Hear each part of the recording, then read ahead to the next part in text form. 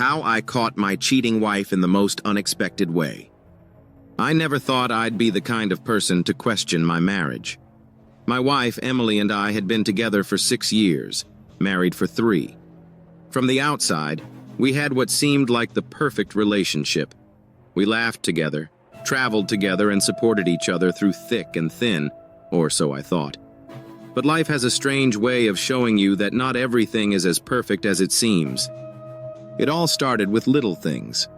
Emily started being glued to her phone. Her laughter was quieter when she texted someone, and her excuses for being out late seemed too rehearsed. "Work's been crazy," she'd say with a tired smile. I wanted to believe her. I told myself I was being paranoid. After all, trust is the foundation of every marriage, right? But then, something happened that I couldn't ignore. One Friday evening, Emily told me she was heading out for a girls' night. I didn't think much of it at first, but as the evening dragged on, something didn't sit right. Her best friend, Lisa, who she claimed to be meeting, posted an Instagram story.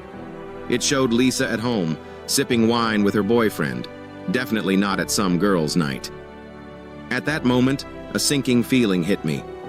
I decided not to call her out immediately.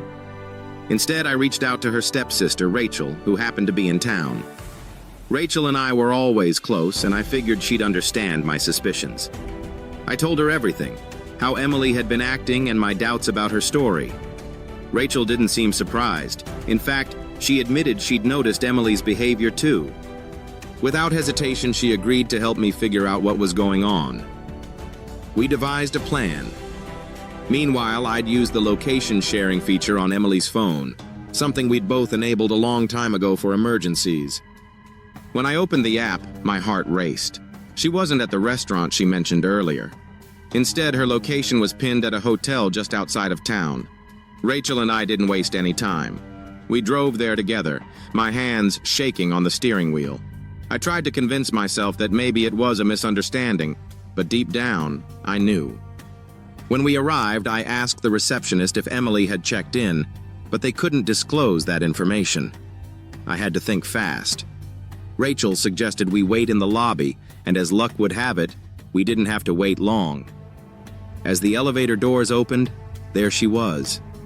Emily, holding hands with someone I'd never seen before, a man who definitely wasn't a co-worker. Her eyes widened when she saw me, and she froze like a deer caught in headlights. The man let go of her hand and stepped back, clearly uncomfortable. "Care to explain?"